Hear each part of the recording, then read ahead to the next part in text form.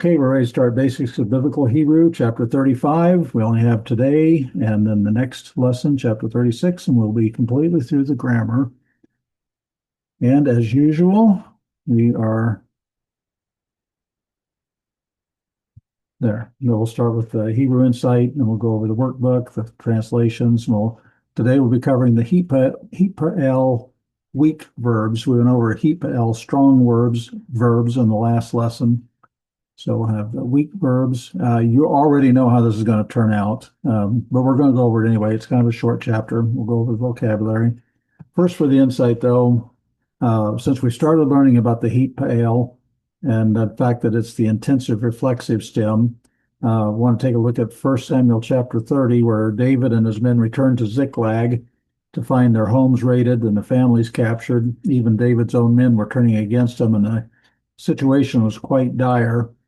However, in verse 6, we see David turn a corner, but David strengthened himself in Yahweh his God. So here's Vayit Kazek. Vayit Kazek. We see the Yit here, and we see this is the Hitpael. We see the Dagesh in the R2. So those are our clues. The noun kazak means strong, and the verb kazak, the vowel change here with the patak instead of the tomits. The verb kazak means to be strong, and in the Hitpael it means to seize or grasp. But in the Hitpael reflexive, it means to strengthen oneself.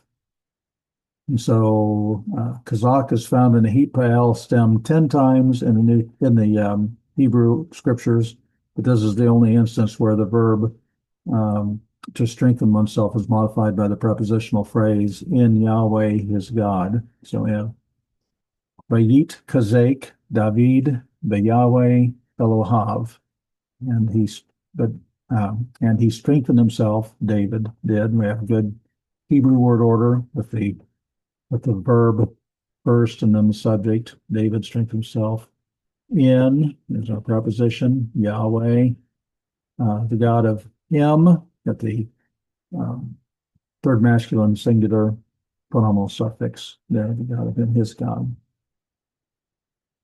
So David strengthened himself in Yahweh's God. He didn't strengthen himself in his army, with his army, or he didn't strengthen himself from within. He didn't just muster up, man it up, cowboy up or whatever. He didn't do it with military courage. He didn't do it with emotional composure. It was strength grounded in trust and loyalty to God because of God's goodness, because of God's faithfulness. And so he strengthened himself in Yahweh his God. And that's why we read Hebrew. Okay. Any questions on chapter 34 in the workbook?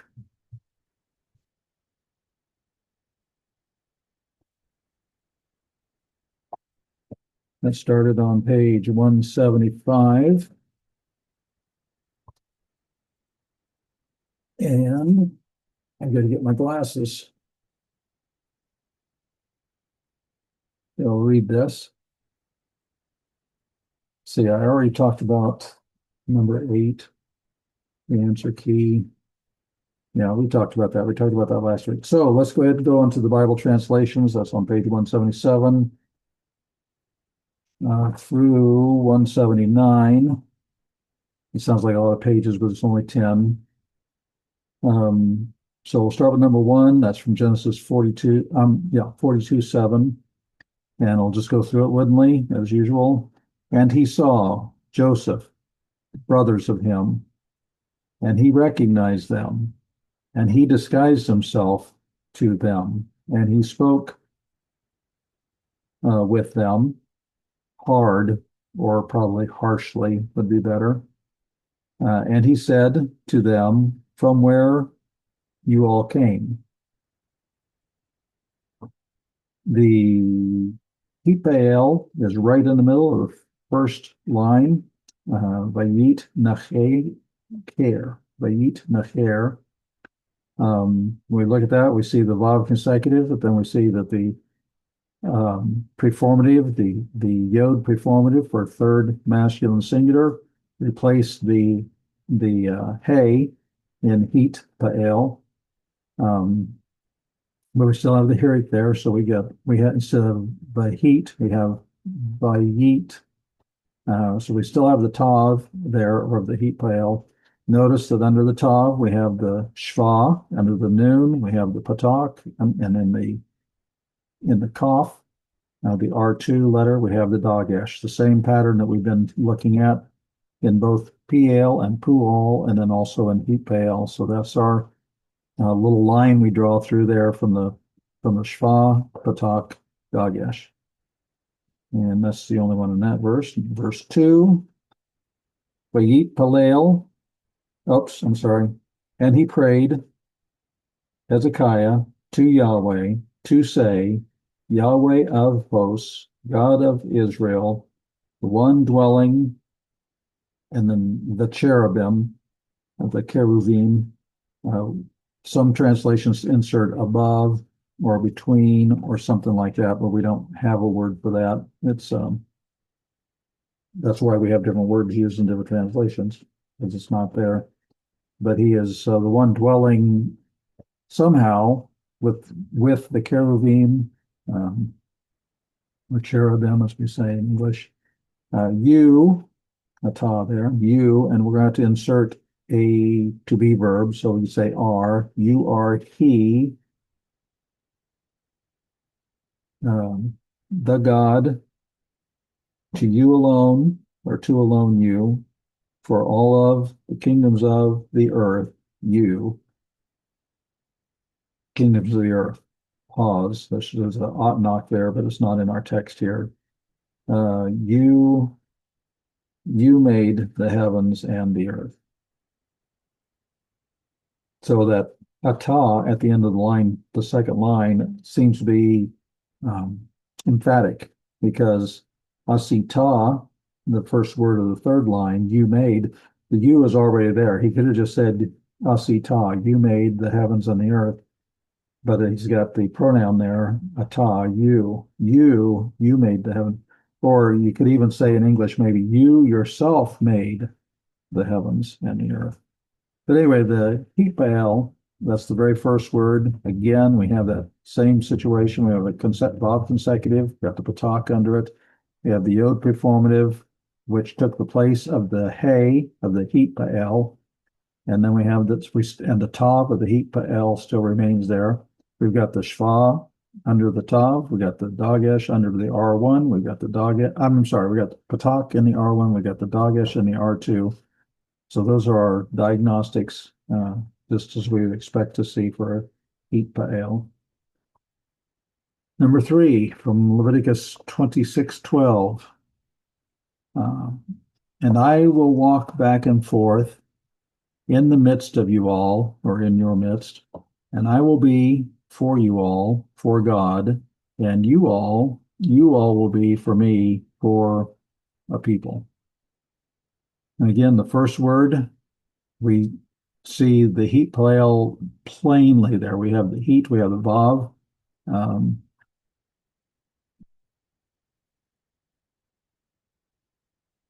And then we have the heat, and under the tav we have the shva, under the R1 we have the patak, and in the R2 we have the dagesh. So that's our Hitpael. Number 4, in Genesis 17:1. And he was Abram, a son of 90 year and 9 years. And he was seen, or probably he appeared, that's a nephal. Notice the dagesh and the yod, that's where the noon dropped out, that's a nephal. So you say he appeared, or he was seen, just want to communicate that passive sense of the nephal. So he appeared, Yahweh, to Abram, and he said to him, I, and we probably could put a to be verb in there, am El Shaddai, or God Shaddai. You must walk back and forth before me and be, and that's an imperative there, and be without blemish or blameless, something like that. And so right in the middle of the second line, we have heat. And so, yes, that's a Hitpael. We have the Shva under the Tav. We have the Patak under the R1. We have the Dagesh in the R2. Pretty straightforward. And this one's not as straightforward. Number 5 from Genesis 3:8. I'll talk about that, but just go through it and translate it first. And they heard the sound of Yahweh, God, walking back and forth in the garden to the wind of the day, and he hid himself, the man and his wife, from before or from the face of Yahweh, God, in the midst the tree, and we'd probably say the trees of the garden. Oh, that's something I was going to make mention of in the previous one. Let's go back to the previous one just to point out. You see that, and he was Abram, so back on number 4, and he was Abram, a son of 90 year. That's not unusual to have something like 90 and then year, and then 9, and it has years plural. That's pretty common when it's giving somebody's age that way. A son of 90 year and 9 years, so 99 years. And I neglected to point that out. And also the Hitpael, we talked about the word, but part of the Hitpael is this reciprocal type thing of walking back and forth. So that was that one. So back to number 5 again. The Hitpael that we're looking for is the third from the end of the first line. Meet halak. Meet halak. We see the mem on the front. We know it's going to be a participle, and it is.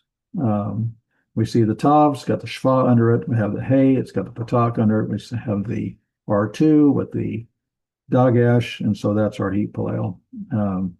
Again, it's just exactly what we'd expect to see. And so again, we go with walking back and forth in the garden.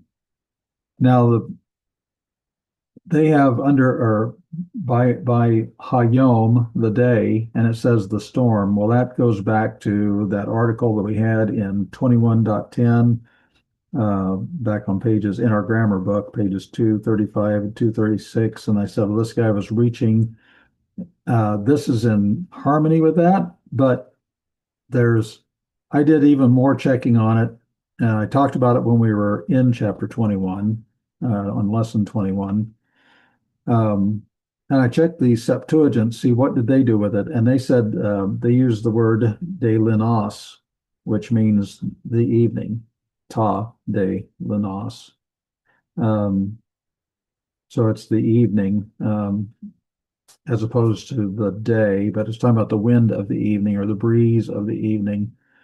But this whole idea of the storm, I went through and I could not find it in any prominent popular English translation at all. I could not find it anywhere. I looked in the dictionaries and, I looked in the translations and how these different translations translate the word yom, and never ever could I find anywhere where they used yom for a storm.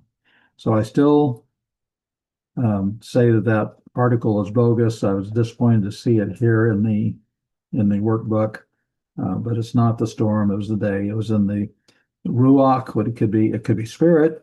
The ruach be to the wind of, or to the spirit of the day, but the wind of the day. Every translation that I've seen does that. I've never seen anybody. And where this guy gets it is from Akkadian. It's not even Hebrew. It's a related ancestor type language. But you don't see this happen in Hebrew. So I'll get off of I will step off the soapbox and move on to the number 6. Yeah, we looked at the Hitpael, the meet halak there, walking back and forth, walking because it's a participle. Number 6, 2 Chronicles 7:1. And as to make finished Solomon, so there's good Hebrew word order. We have a verb and then the subject. So Solomon, as Solomon made a finish to pray, so praying, but to pray, and the fire, she came down from the heavens, and she ate or consumed, might be better since we're talking about fire. And the fire is feminine, that's why it's she, and she ate or she consumed the burnt offering or the whole burnt offering, you could say either way, and the sacrifices, and the glory of Yahweh, he filled the house. Okay. So the Hitpael, third word in, we have the Lamed preposition, so that's two, and then we have heat, so we know it's Hitpael. We have the Shva under the top, we have Patak under R1, we've got the Dagesh in R2, so to pray. But this is one of those words that you just translated as a normal active verb. There's nothing reciprocal or nothing intensive, or it's just to pray. And this is really common to have the word to pray as a Hitpael. Hitpael. Okay. The just for the record, two words after that, we have Yarad, Yarada. The ah at the end is third feminine singular. Yarad is the root. That yod is not a preformative. Just FYI.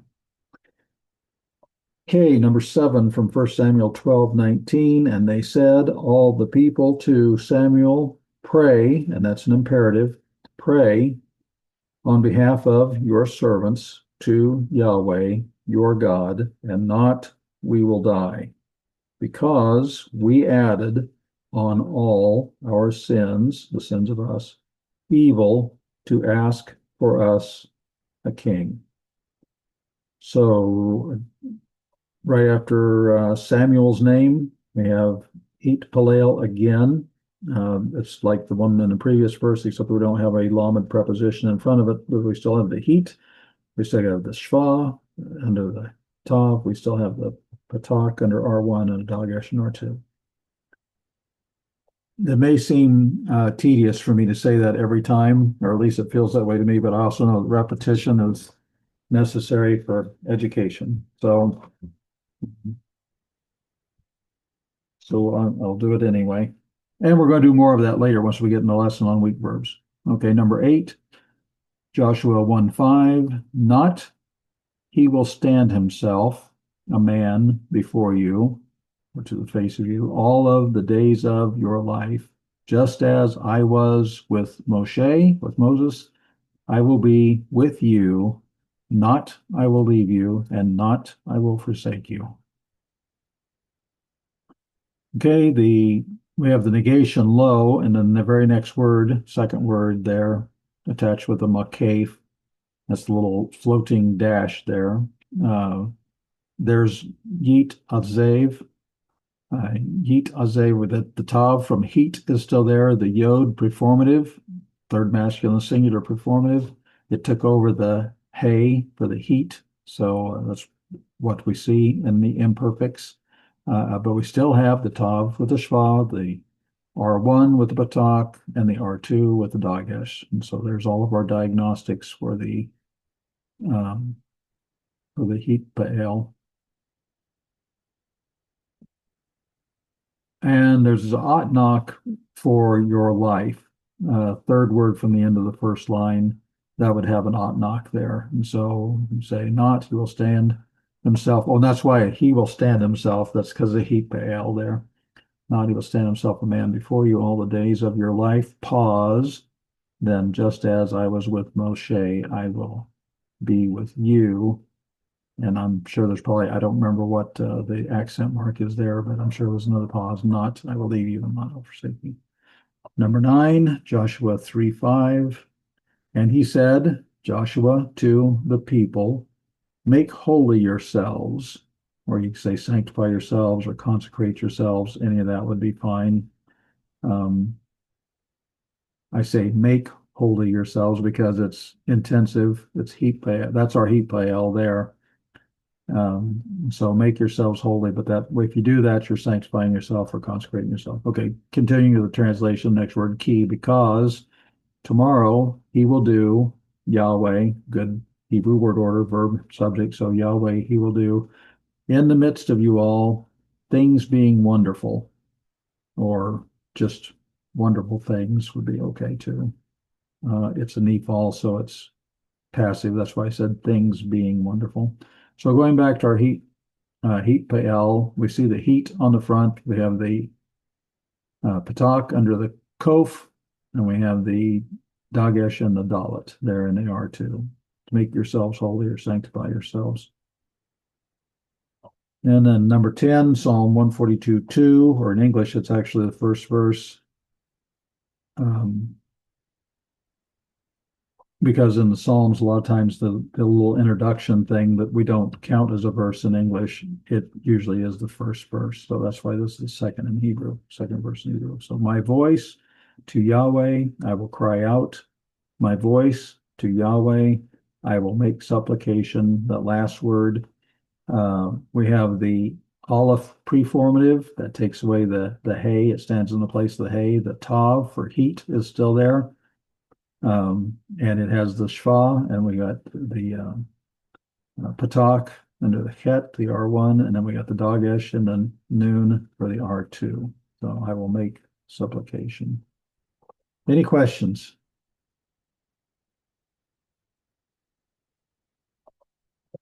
All right. So let's start with Hitpael stem weak verbs. So, but first we'll just do a little bit of review on the strong. Of course, we're still talking about Hitpael, and what we see there in red, heat and the a'el, or a'eh, is what we see happen to the pa'al verb down below. It has a heat on the front, it's got the patak, and it's got the sere, heat, pa'el. So the name of the stem informs us of what we expect to see happen to the verb. And it's the last of the derived stems. Of course, we're going to look at a variant. We're actually looking at a variant of it today as well, but it's the last of the major stems, the derived stems that are given to us in the grammar. These are the main ones. There are variants on these. They're mostly rare though. So we'll go ahead and do a little bit of review for the strong verbs, Hitpael, strong verbs. Then we're going to learn to identify weak verb, Hitpael, weak verbs. And we'll look at the geminates, the three hays, and the two gutturals. And I think you already know that since we're looking for a Dagesh in the R2, that the problem child is going to be the two gutturals, right? And then the other thing we're going to do is learn to translate Hitpael verbs, but we're actually going to kind of combine these two together, 2 and 3. But first, let's do a review of the strong verbs. Just as a refresher, the Hitpael is intensive reflexive. And again, it's the last one. We've studied all those others. Hitpael is the reflexive of Piel. And so we take Kadash, which is going to be call, and that means he was holy. And if we look at it in the Piel, that becomes intensive, but it's still active. Kidash, and that means he sanctified, he made it holy. The wooden way would be he made it holy, but that comes out sanctified. But then for the Hitpael, which is intensive reflexive, and Hitpael follows some of the same patterns of the PAL as far as how it's used. So we have Heat Kadesh, he sanctified himself. And again, we have heat. We have the Shva under the Tav. We have the Patak under R1. We got the Dagesh in R2. So there's all of our diagnostics that are still there, but this is still looking at a review on strong verbs. So the ways that the Hitpael can be used is reflexive, Heat Kadesh, so that he sanctified himself, or he made himself holy. Reciprocal, Heat Kadshu, they sanctified each other, being plural. Yeah. So it's more than one person involved, so it's reciprocal. Iterative is what I meant to say earlier about walking back and forth. So heat, halake, so that's the one he walked back and forth.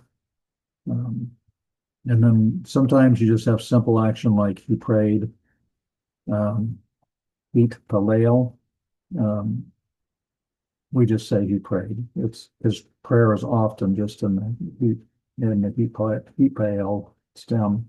In all of these, you can see heat, you can see the Shva, the Dagesh, the Patak and the Dagesh, all the way through these. Okay, so it's an intensive stem. It's reflexive. All of the intensives share some common diagnostics. The PL, PUAL, HPL. And we looked at this last week. Here we have Kitale, so that's the PL. It means he slaughtered. Kutal, which is going to be passive, but it's still perfect, so it's still translated past. He slaughtered, he was slaughtered. Um, he was slaughtered being passive. Then heat Kitale is the heat Pael. He slaughtered himself. So what do they have in common? Well, all of them have the Dagesh right there in the R2. And so that's a thing to look for to know whether it's intensive or not. It's going to be PL, PUL, or heat L. So the Tikatail over here on the left, and then heat Katail on the right. Now we notice that we've got that. What do they have in common? Well, we've got the Shva in common, the Patak in common, and the Dagesh and the R2 in common. And so those are our diagnostics. Of course, the heat itself is a part of the diagnostic, and the hay can be replaced by a preformative like the yod, the aleph, preformative, or a tav even, um, you know, for preformatives. So that's our draw our line there. The shva, the patak, dagesh. That's what we look for. That's the diagnostic. So heat Katail, that's the perfect 3ms. So we normally translate that past tense. This is also the way that the imperatives and infinitives look. And then we have the imperfect yeet Katail. We normally translate that as future. That's the imperfect 3ms, where the yod, the 3ms yod preformative took the place of the hay, but we still have that. We still see the heat there, or yeet there, and we still have the comets, or I'm sorry, patak. We have the patak and the dagesh. And then the participle, we have the mem prefix, so we have meet, the tail. In all these cases, so that's the participle. In all these cases, we have this shva, patak, dagesh pattern all the way through. Okay, so that's our review of the strong. So now we're going to identify geminate. What happens to Hitpaels with geminate, 3 days, and 2 gutturals. And we're also going to, in this section, we'll also look at translating Hitpael. Okay. Before we go any farther, though, since we're introducing the week forms, let's go back to our books, to page 377, to the summary. We've done this every time. This will be the last time we do this, as a matter of fact, because it's good for you to get the big picture. Get the big picture. This is why they say when you learn Hebrew, you start off crying and end up laughing. You end up laughing because you don't have to rememorize everything. All the preformatives are the same. All the subformatives are the same. All the pronominal suffixes are the same. All you have to remember is the variations for these different stems. And so as we look through here in the perfect column, we see heat all the way down.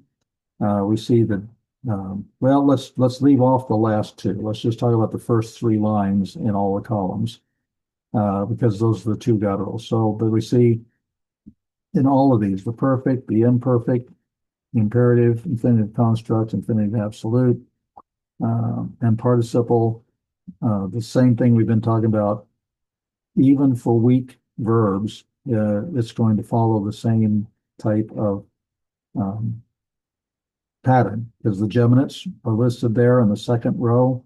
The three hays, yeah, that's a little bit different, but the diagnostics are all still there. See that schwa and the patak and the dagesh all the way across. Now, the last two lines, the two gutturals, the first line is showing us what would be what they call virtual doubling, which basically is just means the dagesh goes away and nothing else happens. That's all that means. And so when you're looking at the bottom there and you see the schwa and you see the patak and you go, oh, there's no dagesh. Oh, okay, well, that's a chet. And it's a guttural, can't take a dagesh. And so that makes perfect sense. And you go, okay, that's the so-called virtual doubling. Then the second line of two gutturals, this would be compensatory lengthening. So we see heat and we go, oh, that looks like a Hitpael. And we say, yep, there's a schwa under the tav. Oh, we don't have a patak under the R1. It's a comets. Okay, it lengthened because the R2 is a ration. It's going to reject the dagesh. And so that goes all the way across on that line. So by and large, everything is going to be exactly the same. The only problem is going to be the two gutturals.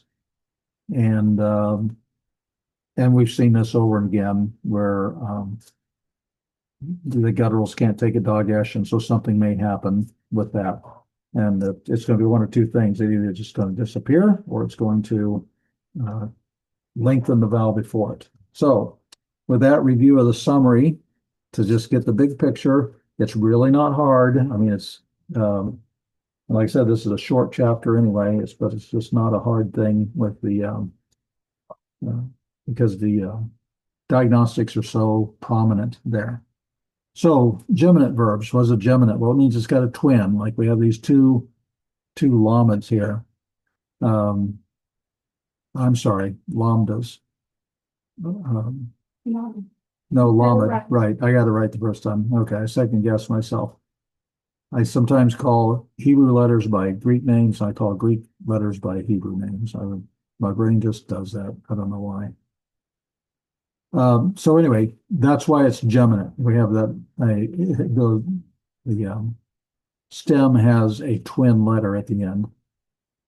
So for the perfect 3ms, we still see heat, we still see the schwa, we still see the patak, we still see the dagesh, just as we would expect. He prayed. For this particular word, we just translate it as an active. We don't do any iterative or reciprocal or intensive or anything like that. For the imperfect 3ms, it's all predictable here again. We have the performative take the place of the hay. We still have the schwa, we still have the patak, we still have the dagesh. The diagnostics are all still there. He will pray, so he prayed. Being perfect, we translate it past. Imperfect, we translate it generally as future. It could be by context when he is praying. That might be possible, but most of the time it's future. And for participle, just be praying. And we see the mem prefix. We've seen that all through the intensives, and actually in the causative too. For the participle, we have the mem prefix, but it comes out meet because the prefix is taking place of the original hay there of the Hitpael. But we still see the tav, we still see the schwa under it, we still see the comets, and we still see the dagesh. Not comets, patak. Patak. You see the schwa, patak, dagesh. We can draw that line across there. In fact, is. So that's praying.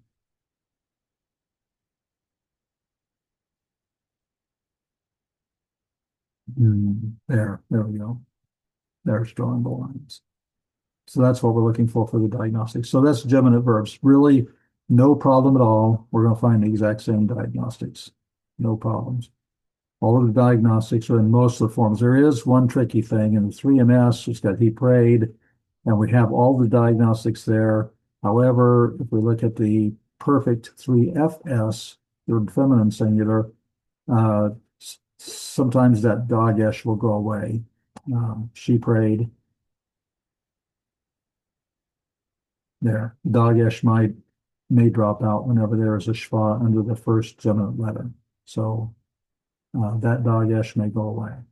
But we still have the heat, we still have the schwa, we still have, so we have this heat, we have the schwa, we have the patak.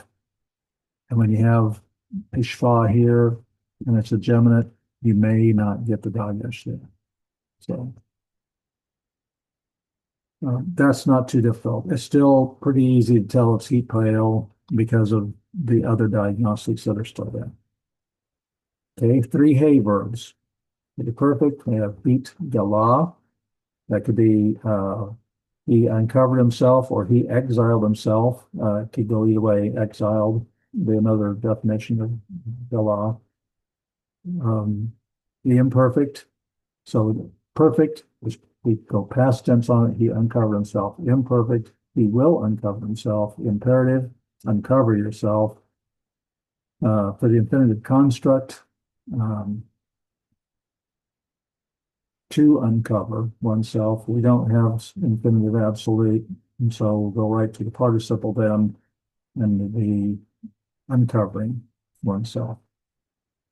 So again, with the 3 heys, yeah, 3 heys are a little bit different. However, look at all the diagnostics; they're still there. You still see the remnant of, it's either heat or remnant of heat with a preformative in some cases, or the mem for participle still have the schwa, the patak, and the dagesh. So all of the diagnostics are all in all of the forms. So again, nothing else, nothing new to learn there for the 3 heys. So we can use that one. We have a 3 hey. We'll talk about it though. Here's where I talked about help with translating. So we have vayesht. Vayesht. That's going to be and he drank. Then we have min hayayin, from the wine. Vayishkar, and he was drunk. He got drunk. There's our otnok right there. That means there's a pause. So it's appropriate to have a comma or even like a semicolon or even a period or something right there. So, and he drank from the wine and he was drunk or he got drunk. Vayit gal. There's our Hitpael. We see the tav is there, yit. We have the Bob consecutive. We've got the CNS preformative. We have the tav of the heat. Hitpael. We have the shva. We have the patak, but then the dagesh is here. Notice that the 3 hey has dropped off. We don't have the hey ending. With a consecutive, with a Bob consecutive, if a word can shorten, it usually will, and that's what happened there. But we can still kind of, there's enough of the diagnostics, we can still pick that up. And so, and he uncovered himself, is what that would be. In the midst, batok, I'm sorry, batok, in the midst of the tent of Yom.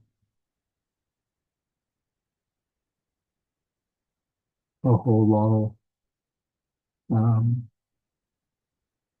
Aholo, in the midst of the tent of Yom, in the midst of his tent. Okay. So now we're looking at 2 gutturals. And we know this is going to be the problem child because part of the diagnostics here requires that guttural in the R2, and gutturals cannot take dageshes, as they have in katal there, a good strong word. So they compensate in 1 of 2 ways. It's either by virtual doubling, which means nothing happens. It's just the dagesh just disappears, or compensatory lengthening. And we'll look at these. We've looked at these in the past. This is all review. We've done this. This time we're doing it for the Hitpael. So for virtual doubling, we have heat nafein, and we see that dagesh in a cat, and we know that can't be. It's the guttural is going to regret. reject that dagesh. Notice we still have heat. Notice we've got the shva. Notice we've got the patak, but that dagesh has to go away. And so nothing else happens. And so that's called virtual doubling. Basically, it just means, I don't really like that term. It just means the dagesh goes away and nothing else changes. So that's one of the options. He comforted himself. And then the other option is compensatory lengthening. So we'll look at heat, barek. We see the heat. We see the patak, and of course we see the dagesh, but it's a resh, and resh is going to reject the dagesh. So when the resh rejects the dagesh, the patak becomes a kametz. It lengthens to the kametz. So we have heat, barek. So you're looking at it, you go, heat, well, this is probably a Hitpael. And you go, yep, here's the shva. Oh, we don't have a patak there. What happened? Oh, this R2 is a guttural. And so it's going to reject it, and we get compensatory lengthening here. So that'd be he blessed himself. So the two together, we have either virtual doubling, that's what the book calls it. Basically, the dagesh just disappears. And then we also have the compensatory lengthening when the dagesh disappears, the vowel in front of it lengthens right there.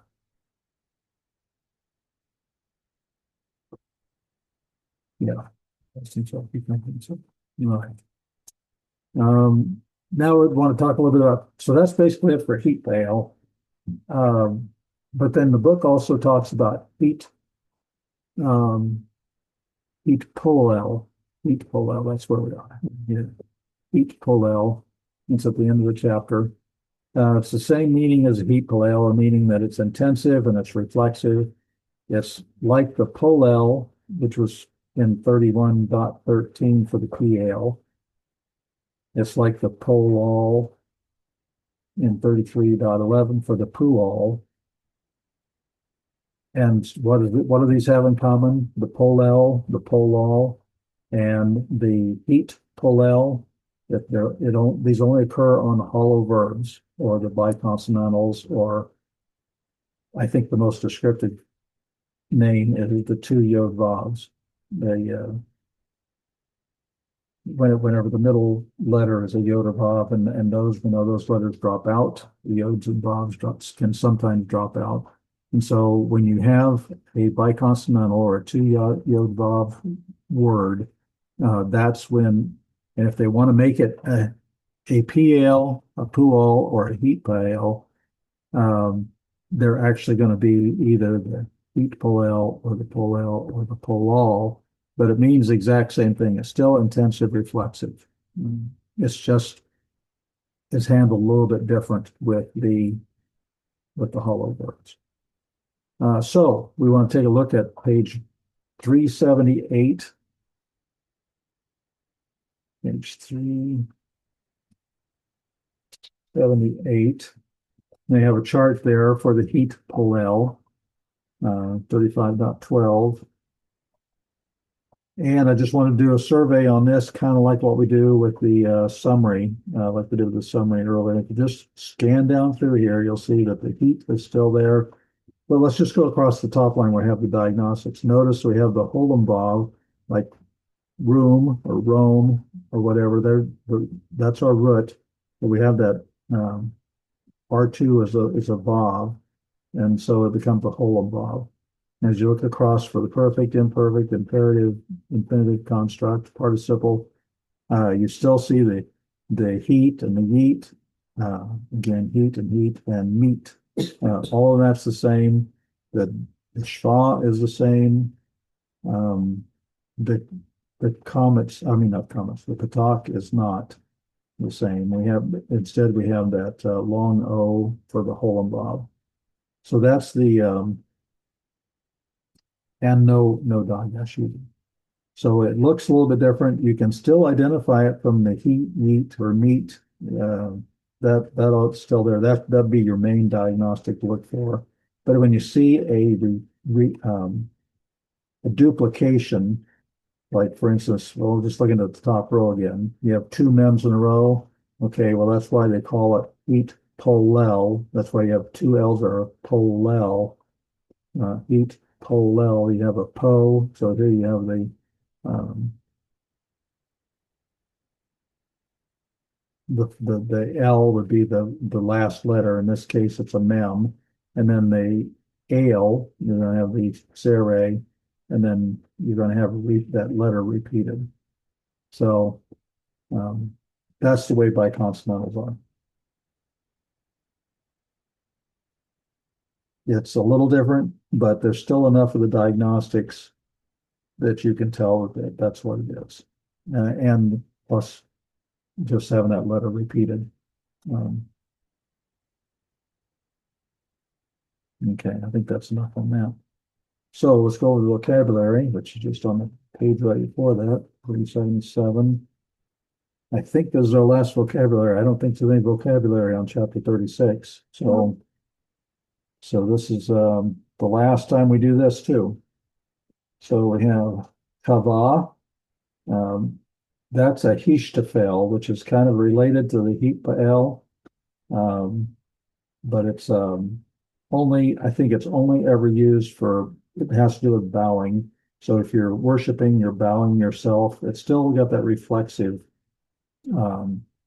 idea to it, bowing yourself, the word for worship. Fact is, in both Hebrew and Greek, the words for worship have this concept of bowing. So you never see kava. It's probably better to just get used to it when you see it as worship. Trying to remember what it looks like. Of course, it depends on what person number and everything.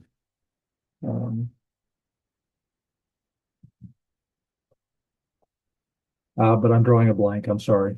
So let's go to the next one. Bama is a high place. Barzel is iron. Kevis is a lamb. Emek is a valley. Sarah is, well, distress, anxiety, trouble, but it has to do with like being squeezed, being pressed, like in a tight place is kind of the idea behind it. But yeah, it means distress or anxiety. Ra'av, it looks like wickedness or something, but it's hunger or famine. It's used either way, have to go by context. If God's sending, well, they're related, obviously. If he's sending a hunger on the land, it's going to be sending a famine on the land. Shor is an ox. Shulchan is a table. You'll see that in the tabernacle. That's the way it is in the tabernacle furniture. Shulchan.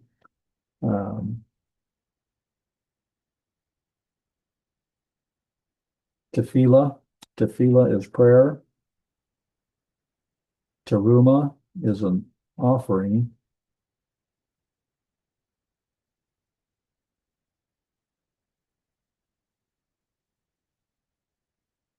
Or a contribution. Yeah, that's the word that was used like when they brought stuff to build the tabernacle. It was a teruma. I kind of like the word contribution on that. And then halal is pierced or slain. It could be a dead body. And that's it. So there's our last vocabulary.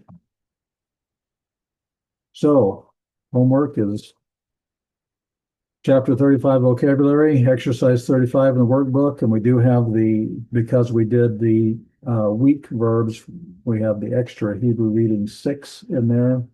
And of course, that'll be the last one on that too. And then go ahead and read chapter 36, which is basically there's basically about the Hebrew text. So we'll talk about that next week. Any questions? Okay, well, we'll see you next time.